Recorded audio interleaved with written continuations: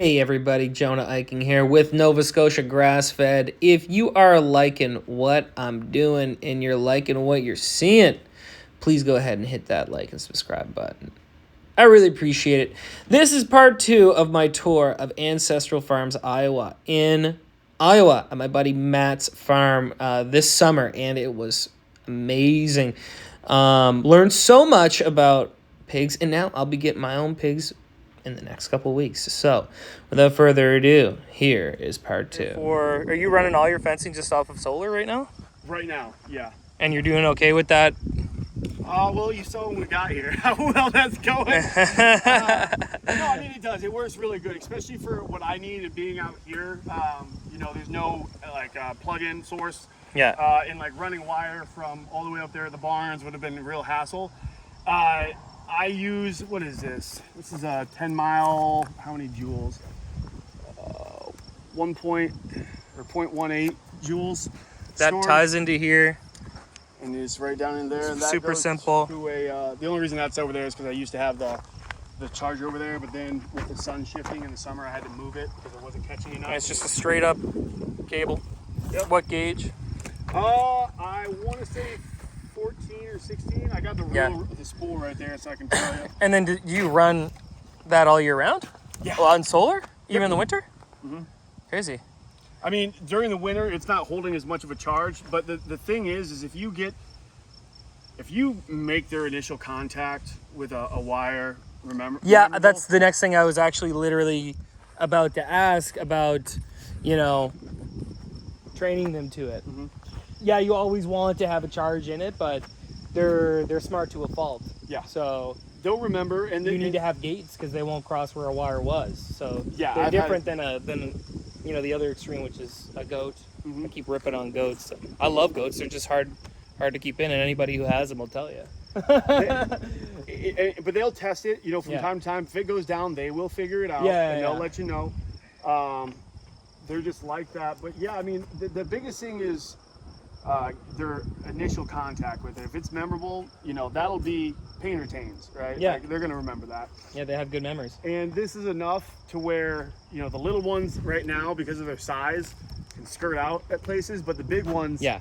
Well, that's normal. That happens with the calves. That happens with everything, right? But hopefully once they get to a certain size... Well, that's once we get them... Once they're that small, they go back to their moms anyway, and then once they get to a certain size, they don't. Mm-hmm. Right? And we're going to, when we set the corral up in here, part of that's going to be for catching the smallest ones to get those castrated. The other is I'm going to run a hot wire through that corral and use it as a training pen for a couple of days so that the older ones that we saw out earlier can really get that acclimation of hot wire.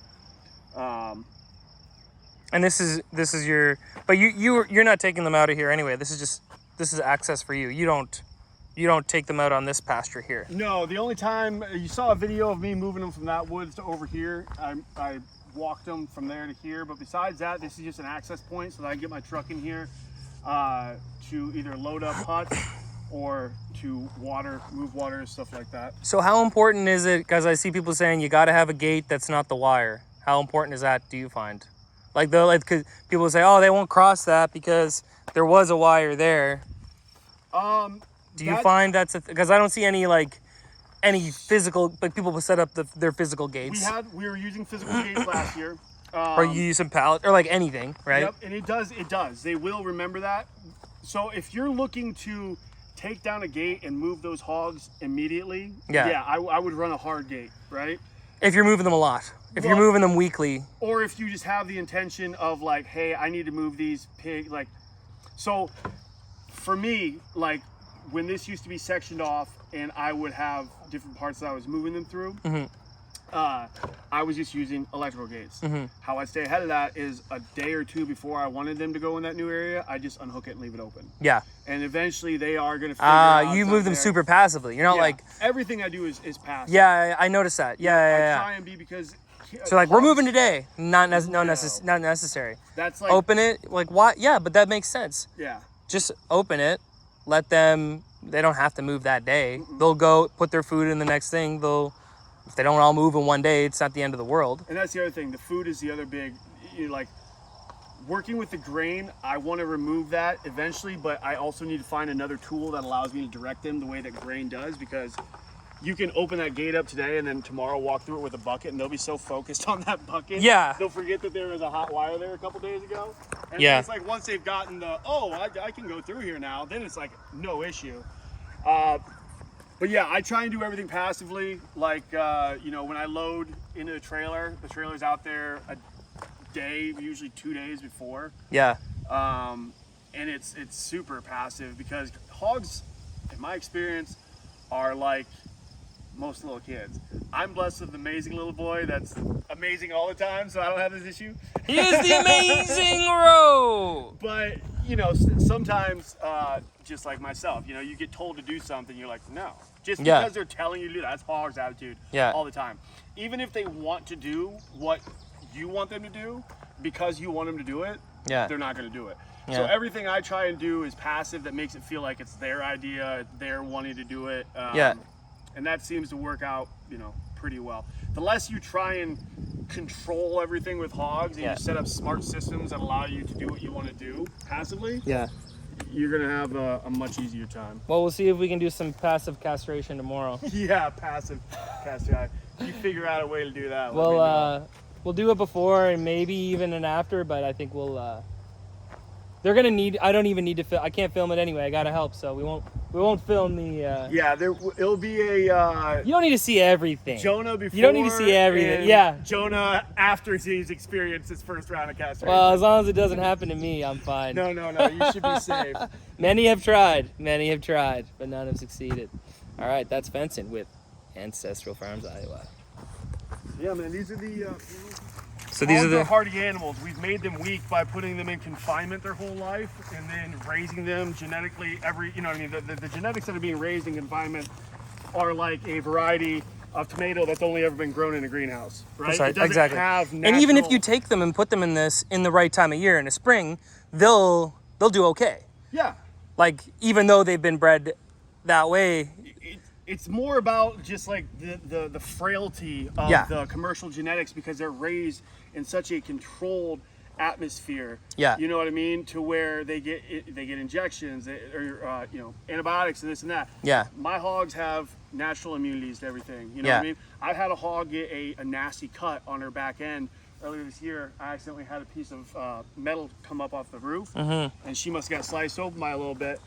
I keep a clean enough environment and keep them in a healthy enough condition that she was able to heal from that without any sort of medicine, antibiotics, anything like that. And I can show you actually the hog and where the cut was. Yeah. But it's like raising any variety of vegetable in a controlled setting, generation after generation after generation. You're making it weaker and weaker and more susceptible to things if you're not protecting it. And that's what we've done with commercial hogs, because my hogs, negative 25, 27 this past winter. I think with wind chill one time it was like negative 40, 42. Yeah. Last January 20th, I think it hit. Yeah. And these are normally stocked with hay. I pulled the hay out of there after the winter because I just didn't want the potential bacteria load that had been on it all winter. And I moved the huts to new locations so that they're on new dry ground. Yeah. But there's no, what you see is what you get. It's basically if they can get out of the wind, Yeah. good to go. Yeah, because of the genetics that you run. Yeah, man, it's just the... And getting them at the right time of year. Yeah. You get them, like if you do get them in the spring and then let them get used to the forest and then they'll combination, right? Yeah, we got some last November. Oh, really? So by January, they were acclimated. They don't need Wow. a long time, man. They really don't. With the genetics that you got. Yeah. Okay. With everything that you see, those sows down there, with all the little piglets, came to us last November. They have to go look on my Instagram. I can't remember exactly when, but like last November, I believe, or October. It was sometime in the later fall. Yeah. You don't need to give them a long time to acclimate, but you also can't take them out of a nice warm barn and put them of course. negative 20. Yeah. But I think people get so, I even see it on forums and stuff. People are putting heat lamps and like building these structures for their pigs. It's like they're not a human being. Yeah. They're not your kid, right? This is an animal that was originally, meant to be outside and has the capability of thriving outside if you set it up properly to do so. Yeah. And that's what I want to do, not because I'm lazy, but because why am I going to fight against, you know, the natural way of things? Well, Let it's a like hog be a hog. my dad always said, like, if you put a blanket on a horse, it won't make it through the winter, right? Because it needs to, unless they're sick, like there is times to do that, or they're old, but you got to let them. Yeah, you got to let them thicken up that coat and get acclimatized and do it. Yeah, it's like if you raised your kid in a bubble one Yeah. day and then you took them out, you know what I mean? They're gonna get And sick. They didn't have any immunities or weren't set up to be able to, you know. It's the same thing. Hogs are very hardy animals, and I'll say I've kind of pushed the limits with it, and it's worked out. So how did you do last year in terms of, like, did you lose many last winter? I've never lost a hog. Oh, you've never lost them. Well, Never there you go. Well, that'll tell you right there. Yeah, and that's not to be cocky or to say that I don't No, have the I'm just capability curious because I figured it'd be something. Yeah, no, Right? we have never lost a hog.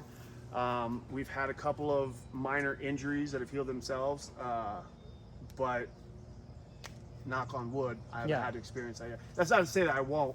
No, of course you're going to. I'm going It's to. Oh, yeah, eventual. it's gonna happen. I was just curious. Like, I figured every winter you would lose so many. No, man, and even my first winter, if you go back to the post that I put up last week, the beginning of the post is the first 2 pigs I ever got, and they're eating squash in my backyard. Yeah. And it's snowing. Yeah. And they're like they're like 10 to 12 week old pigs. Yeah. And granted, I gave them shelter. I didn't have them just out in the open, but you know, they're hardy animals. Yeah. And if you set them up with even just a structure to where the biggest thing is the wind. If they can get out of the wind, they'll pile up. A pig pile isn't just an expression; it's a real thing. Yeah. Like pigs, they will lay on each other.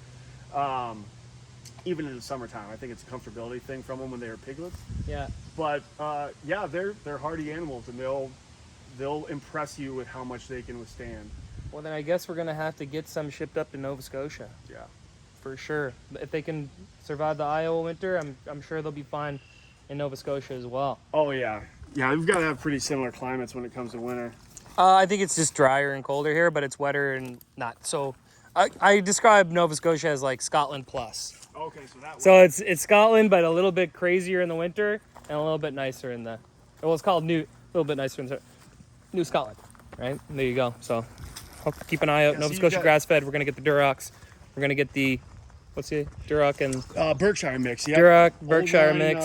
Genetics on both of them. Hendricks Durocs out of Elwood, Indiana. They're the go-to ones. If you want serious genetics that have had time put in for generations on getting them to where they're at on the meat quality, you know, don't do like I did in the beginning and go look on Craigslist or Fly by Night people. Yeah. You know, find yourself a reputable breeder like Wade, and Yeah, I'll definitely be giving Wade a call, and yeah. so far it looks like this is what I'm going to be. There's trying to enough raise. to figure out on the farming side. Yeah. You know, genetics is a whole nother beast. Yeah. Why am I going to try and step into the game and figure out every aspect of it when there's people that are experts at this already doing it? And that's kind of the way I figured, you know, I'd go at it with Wade, and it's paid off, you know, tenfold working with him. I mean, look at this. All right. Genetics matter. Love it.